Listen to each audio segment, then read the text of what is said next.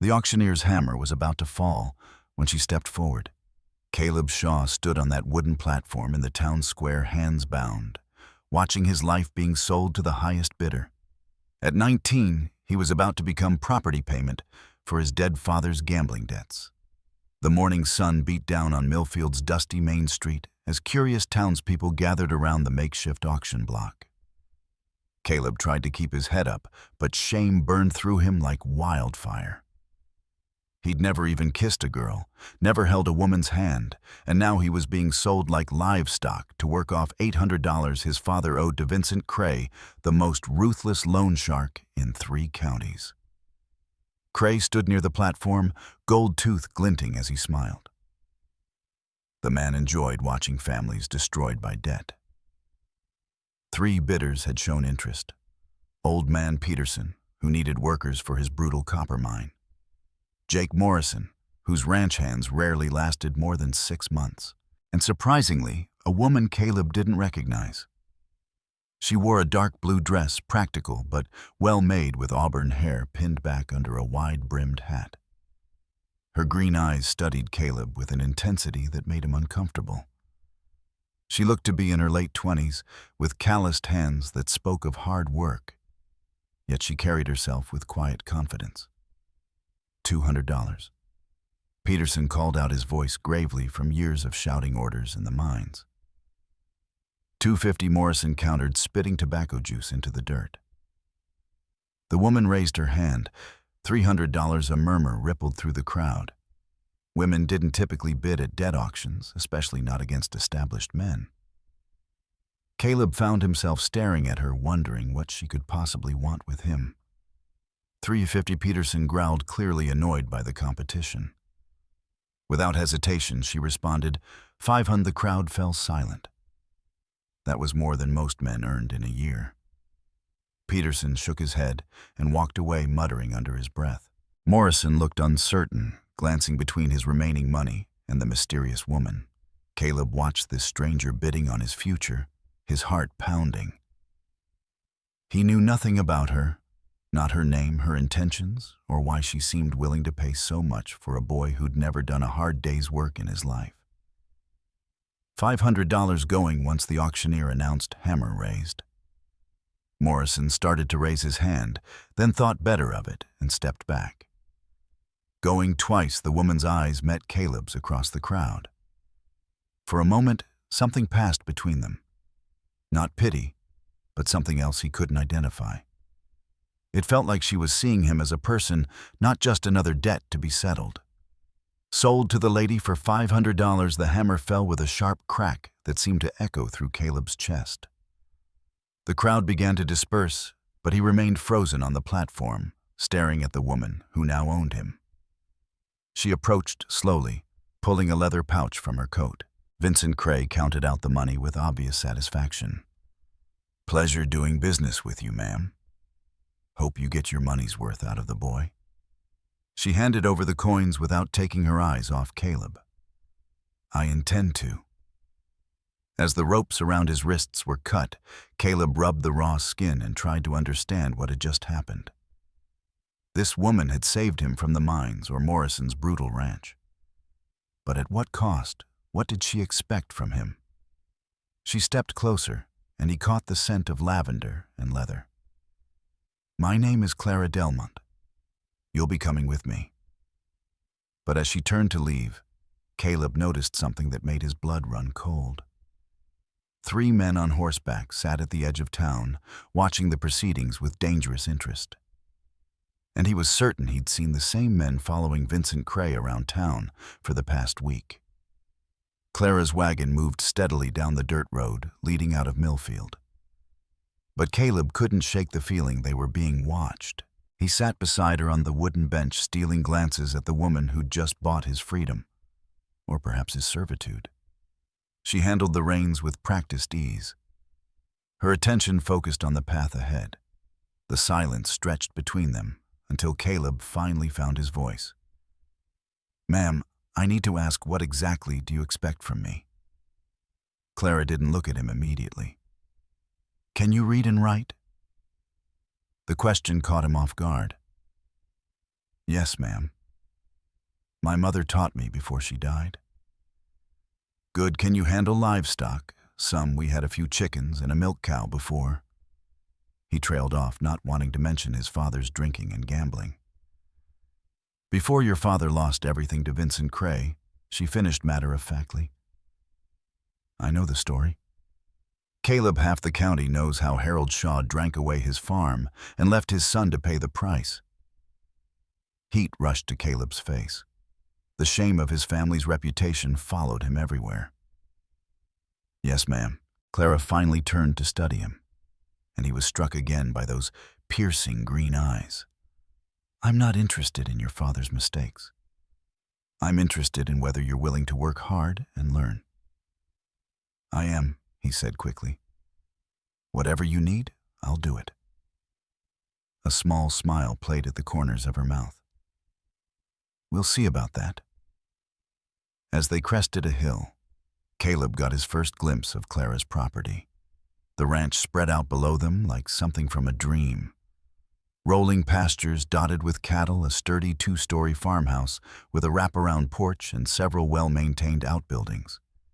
This wasn't the modest homestead he'd expected. This is all yours? He asked, unable to hide his amazement. Every acre, Clara replied with obvious pride.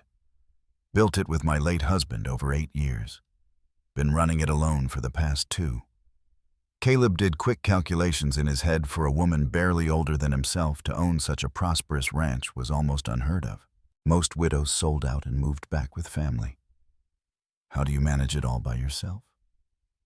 Clara's expression hardened slightly. Carefully, and with help when I can find workers who don't think a woman can't tell a bull from a steer, they approached the house. And Caleb noticed how well everything was maintained. The fences were straight and strong. The barn roof showed recent repairs, and the cattle looked healthy and well fed. This woman clearly knew what she was doing. But as Clara brought the wagon to a stop near the house, Caleb spotted something that made his stomach clench. Fresh wagon tracks in the dirt tracks that didn't match Clara's wagon. And they led right up to the front porch. Someone's been here, he said quietly. Clara followed his gaze and went very still. Her hand moved instinctively to something beneath her coat, the outline of a small pistol. Stay close to me, she whispered, and don't do anything heroic. They climbed down from the wagon cautiously. The front door stood slightly ajar, though Caleb was certain Clara would have locked it before leaving for town. A breeze stirred the curtains in an upstairs window that should have been closed. Clara drew her pistol, holding it low but ready. Caleb, I need you to walk behind me and keep your eyes on those trees over there. If you see any movement, you tell me immediately. As they approached the house, Caleb's heart hammered against his ribs. He'd been sold bought and now possibly walked into some kind of danger all in the same day.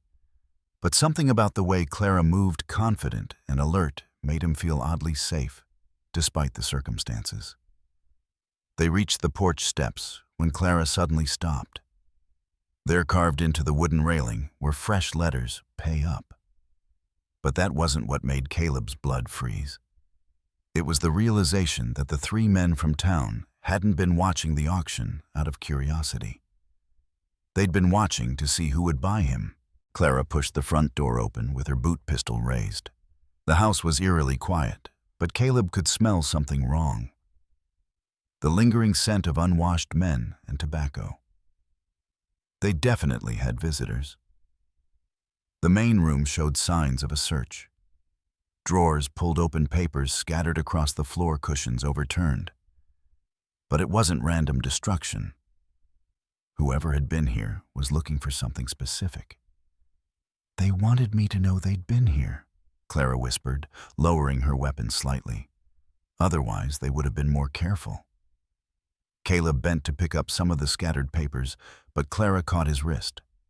Her touch sent an unexpected jolt through him, the first time a woman had ever touched him with anything other than maternal affection from his late mother. Don't touch anything yet, she said softly. We need to see what they were after. They moved through the house methodically. The kitchen had been ransacked, but the expensive china remained untouched. In Clara's office, the safe stood open, but apparently empty. Upstairs, her bedroom showed signs of a thorough search, though her jewelry box sat undisturbed on the dresser. "They weren't here to rob you," Caleb observed, trying to ignore how intimate it felt to be in her private space. Clara nodded grimly. They were looking for papers, probably land deeds or financial records. She moved to the window and peered through the curtains. The question is whether they found what they wanted. Caleb studied her profile as she watched the tree line. The afternoon light caught the auburn highlights in her hair, and he found himself noticing the determined set of her jaw, the elegant line of her neck. He'd never been alone with a woman like this, beautiful, capable, mysterious. It made him acutely aware of his own inexperience. "Why did you really buy me?" he asked suddenly. Clara turned from the window, and for a moment her carefully controlled expression slipped. He caught a glimpse of something vulnerable, underneath loneliness perhaps, or fear she was trying not to show. "Because I needed help," she said simply. "And because you looked like someone who deserved a chance." "But $500, that's more than most men are worth." A bitter smile crossed her face. "Most men around here think I'm worth less than that, a woman running a ranch alone. They've been waiting 2 years for me to fail and sell out cheap." Caleb was beginning to understand. The men who broke in, they're not just random thieves. No, they're not. Clara moved to a chest in the corner and pulled out a rifle, checking to make sure it was loaded. There are people who want this land, Caleb, and they're not particular about how they get it. She handed him the rifle, and he took it with hands that trembled slightly, not from fear, but from the trust she was showing him. "Can you use this? My father taught me to hunt before he..." Caleb straightened his shoulders. "Yes, ma'am. I can shoot." "Good, because those men will be back." Clara began gathering the scattered papers, her movements efficient and practiced. And next time they won't be satisfied with just searching. As Caleb helped her restore order to the room, he couldn't help but admire how she handled the situation. No tears, no panic, just determined action. He'd never met a woman like her, strong, independent, unafraid to face danger head-on. But as they worked, he noticed something that made his chest tight with concern. Clara kept touching her left shoulder, wincing slightly when she thought he wasn't looking. And when she bent to pick up a fallen book, he saw a dark stain on the back of her dress that definitely hadn't been there at the auction. She was bleeding and trying to hide it from him. Caleb couldn't stay silent any longer. "Clara, you're hurt." She froze in the middle of straightening an overturned chair. "What are you talking about?" "Your dress, there's blood on the back." He set down the papers he'd been organizing and moved toward her. "When did this happen?" Clara's hand flew to her shoulder, and she winced at her own touch. "It's nothing serious, just a scratch." From what Caleb's voice carried more authority than he'd ever used with anyone, especially a woman who owned him. But seeing her in pain triggered something protective he didn't know he possessed. For a moment, Clara looked like she might refuse to answer. Then her shoulders sagged slightly. And suddenly, she looked less like the confident woman who dominated that auction and more like someone who'd been carrying a heavy burden alone for too long. "There was a fourth man," she admitted quietly, "waiting by my wagon when I came out of the general store before the auction. He had a knife, wanted to know where I kept my land papers." Caleb felt heat rise in his chest, not embarrassment this time, but anger. "He cut you." I fought back, got away, but not before he... She gestured vaguely at her shoulder. "Like I said, it's just a scratch." "Let me see." Clara's eyes widened. "Caleb, that's not appropriate." Appropriate. Caleb stepped closer, and she seemed surprised by the intensity in his voice. "You bought me to help you, right? Well, this is me helping. That wound could get infected, and then where would we be?" For a long moment they stared at each other. Caleb was acutely aware of how close they stood, how he could see the gold flecks in her green eyes, how her breath caught slightly when he moved nearer. But underneath the sudden tension between them was something more urgent. She was hurt and trying to hide it. Clara seemed to be fighting some internal battle. Finally, she nodded toward the kitchen. "There's a medical kit in the pantry and hot water on the stove." As Caleb gathered the supplies, his hands shook slightly. He'd never tended a woman's wound before, never been in such an intimate situation with anyone. But Clara needed help, and there was no one else. When he returned, Clara had removed her outer dress and sat in her chemise and corset, her injured shoulder exposed. The cut was deeper than she'd admitted, a long angry slash that had bled considerably. "This is more than a scratch," Caleb said, trying to keep his voice steady as he cleaned the wound. "You should have gone to the doctor and told him what that men are threatening me for my land." Clara's jaw was tight, whether from pain or frustration. He couldn't tell. Dr. Morrison would have that information spread around town before nightfall. "Half these men want to see me fail." Caleb worked carefully, acutely aware of her sharp intake of breath when he touched the tender area. "Why haven't you sold out, left for somewhere safer?" "Because this is mine." The fierce pride in her voice made him look up. "My husband and I built this place from nothing. We dreamed about passing it on to our children someday." "Children," the word slipped out before Caleb could stop it. Clara's expression softened, becoming sad in a way that made his chest ache. "We tried for 5 years, lost 3 babies before they could even—" She stopped, shaking her head. "When Samuel died in that riding accident, I thought about leaving. But this ranch is all I have left of those dreams." Caleb continued bandaging her shoulder, but his mind was reeling. This strong, capable woman had endured more loss than most people faced in a lifetime, yet she kept fighting. "That's why you need help," he said quietly. "Real help, not just someone to buy." Clara turned to face him, and suddenly they were very close. "Caleb, you need to understand something. The men who want this land, they won't stop at intimidation. If you were Caleb, what would you do? Promise to stay and fight beside her, knowing you could both die or convince her to sell and leave for somewhere safe? Tell me in the comments. I need to know which side you choose. Because what Caleb decided next would determine whether either of them lived to see another sunrise. Caleb looked into Clara's eyes, seeing the fear she was trying so hard to hide. "I'm not going anywhere." The words came out stronger than he felt. But once he said them, he knew they were true. This woman had saved him from a life of brutal labor. But more than that, she'd given him purpose. For the first time since his mother died, someone needed him. Clara studied his face as if trying to determine whether he meant it. "Caleb, you don't understand what you're saying. These men will kill you without a second thought.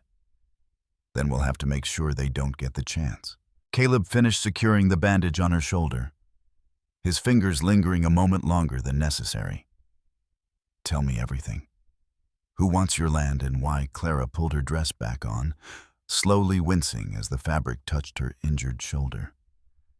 "There's a cattle baron named Marcus Steele. He owns most of the rangeland from here to the state line. But my property sits right in the middle of his holdings. So he wants to buy you out. He's offered me half what the land's worth, then a quarter." Clara moved to the window again, checking the approaching dusk. "When I refused to sell, the accident started. Cattle found dead with no explanation. Fences cut, workers scared off with threats." Caleb felt pieces clicking into place. "Vincent Cray works for Steele's Smart Boy." Clara turned back to him with approval. "Cray loans money to desperate farmers, then sells their debts to Steele when they can't pay. Your father wasn't the first man to lose everything that way." The revelation hit Caleb like a physical blow. His father's gambling addiction hadn't been random bad luck. It had been orchestrated. They targeted him specifically, I think so. Your family's old homestead borders my southern pasture. If Steele owned both properties, Clara shrugged, then immediately regretted the movement. Caleb felt rage building in his chest, but alongside it came something else. Determination. What do you need me to do? Clara seemed surprised by his calm acceptance. Can you ride hard, shoot straight, think fast when men are trying to kill you? I guess we'll find out. Despite everything, Clara smiled. You're braver than you know, Caleb Shaw. As if summoned by their conversation, the sound of approaching horses reached them through the evening air. Clara grabbed her rifle and moved to the window, Caleb close behind with his weapon ready. 3 riders approached the house at a steady pace, making no attempt at stealth. The same men from town, Caleb realized, plus 2 others he didn't recognize. All armed, all wearing the hard expressions of men comfortable with violence. Clara Delmont, one of them called out. We need to talk. Clara checked her rifle's chamber. That's Buck Harrison Steele's foreman. Whatever they want, it's not conversation. Caleb positioned himself at a second window, trying to control his racing heart. He'd never been in a real fight, never faced armed men who wanted to hurt him. But as he watched Clara prepare to defend her home, he felt something shift inside him. We know you're in there, woman.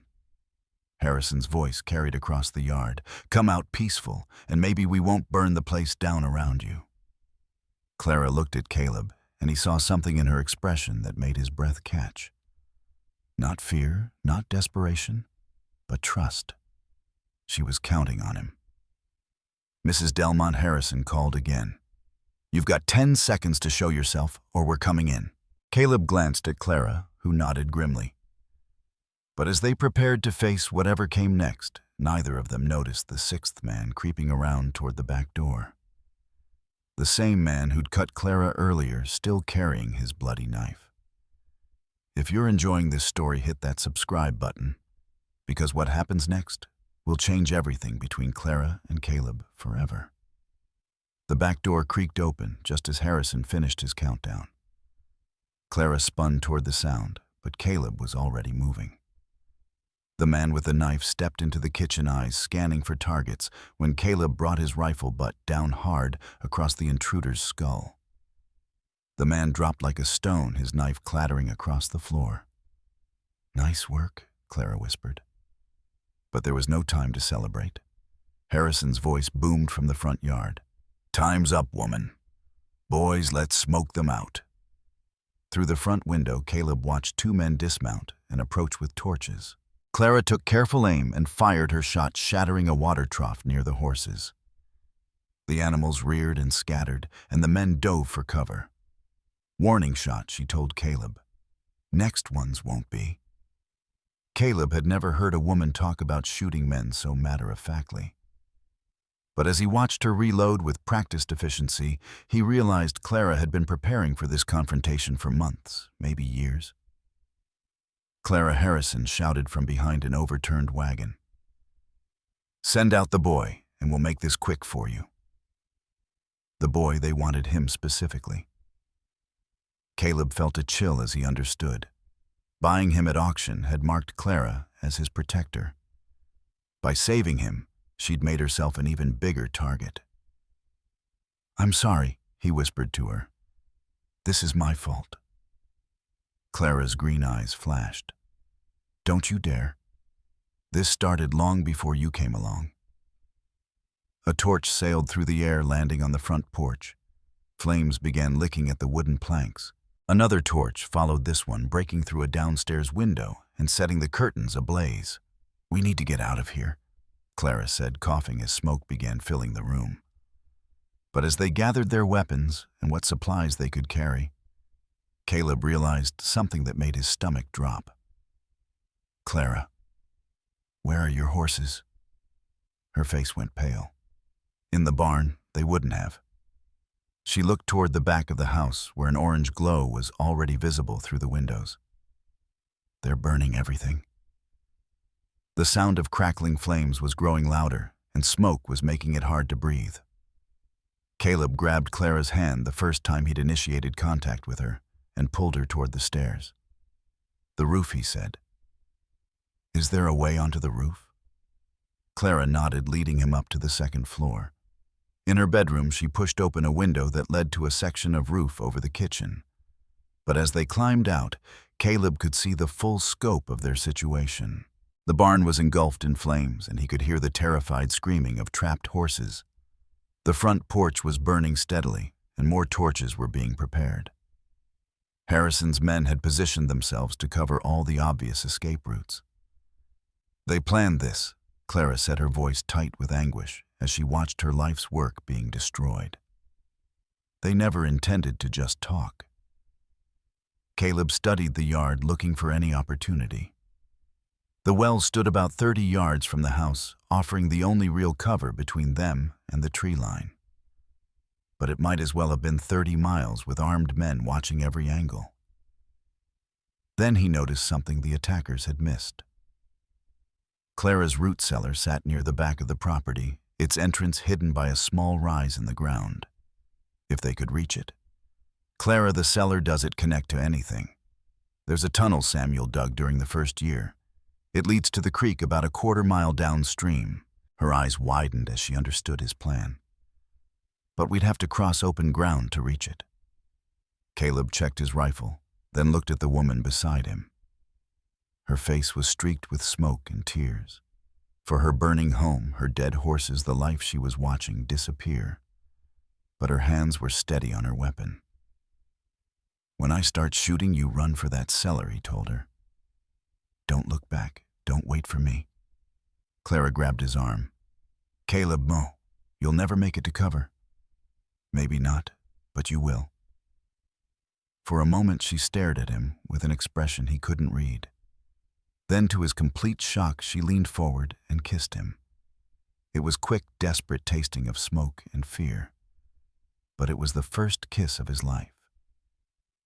"Don't you dare die on me, Caleb Shaw," she whispered against his lips. But as Caleb prepared to sacrifice himself to save her, neither of them saw Harrison's final man emerging from the trees directly between them and the cellar. Caleb spotted the gunman. At the same moment, the man raised his rifle toward Clara. Without thinking, Caleb threw himself off the roof, tackling the shooter, just as his weapon discharged. They hit the ground hard, rolling in the dirt as they fought for control of the gun. The man was bigger, stronger. But Caleb fought with the desperation of someone protecting the first person who'd ever believed in him. He managed to wrench the rifle away and swing it like a club, connecting with the man's temple. The gunman went limp.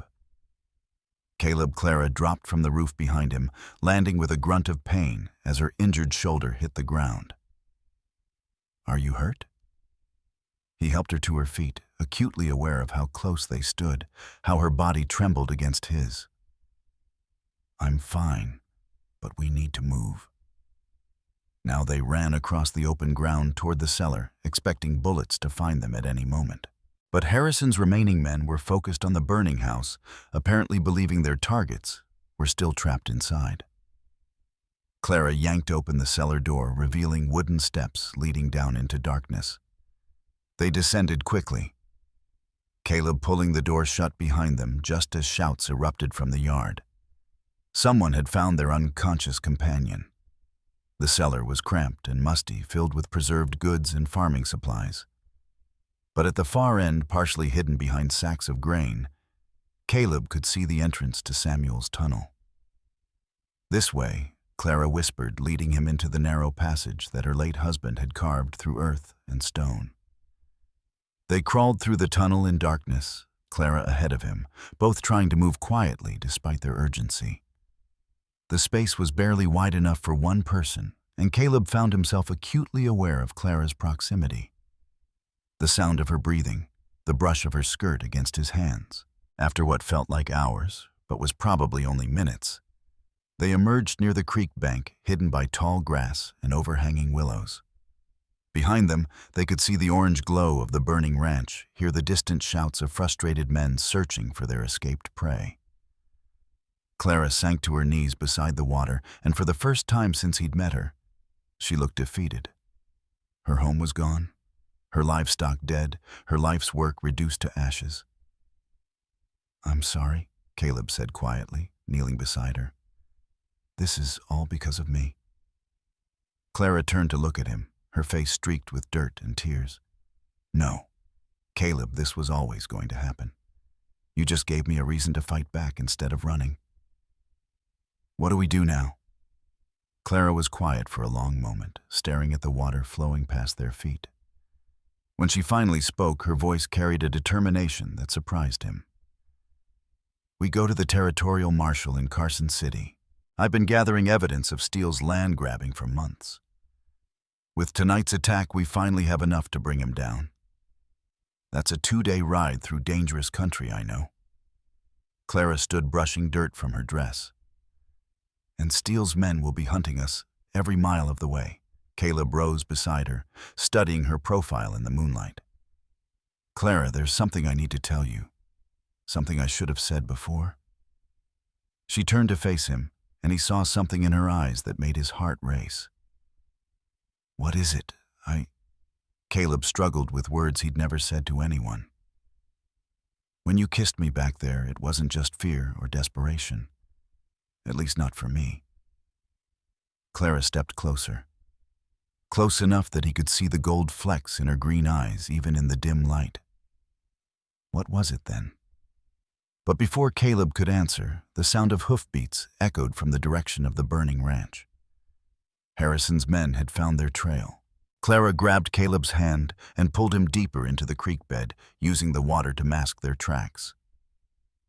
They moved as quietly as possible, staying low among the reeds and cattails that lined the bank.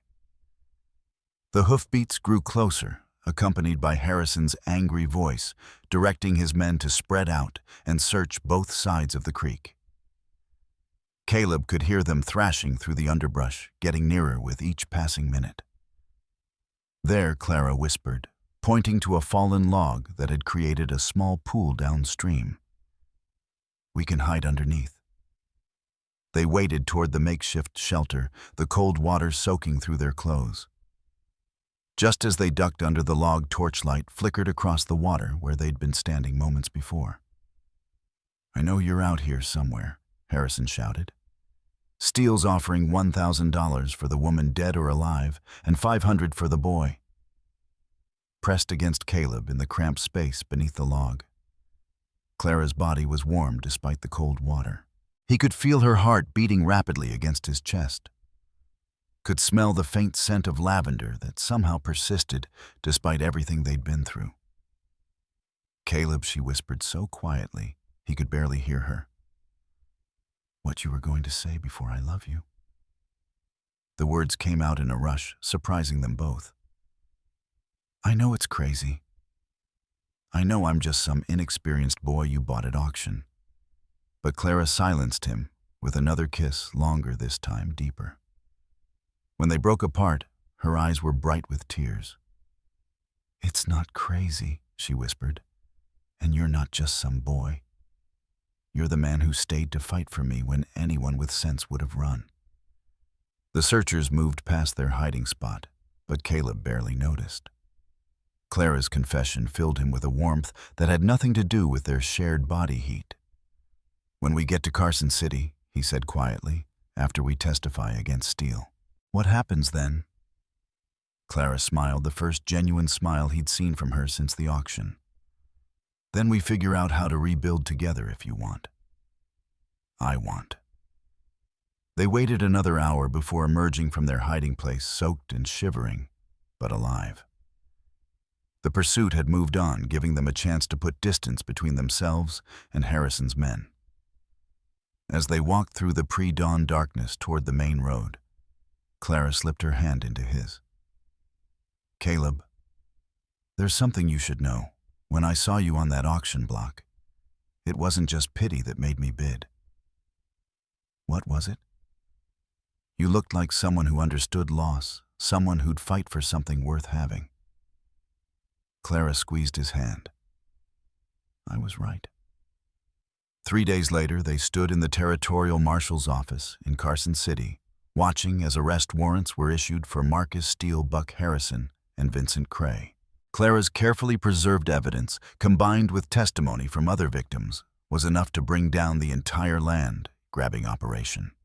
But the real victory came 6 months later, when Caleb stood beside Clara on the porch of their rebuilt home, watching the sunset paint their restored ranch in shades of gold.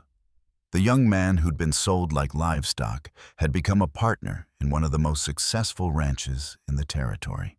Clara leaned against his shoulder, her wedding ring catching the last light of day. No regrets about missing out on your freedom. Caleb wrapped his arms around his wife, thinking about the scared, inexperienced boy who'd stood on that auction block. Freedom isn't about being alone, he said quietly. It's about choosing who you want to belong to. Clara turned in his arms, and he saw their future reflected in her green eyes. Years of working side by side, building something lasting together. Maybe even the children they both dreamed of.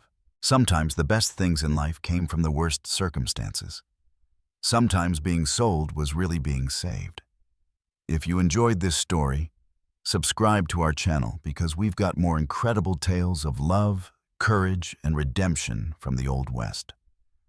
Now click on the video on the screen to hear a story even better than this one, with a twist so powerful you won't forget it anytime soon. Click on the video now.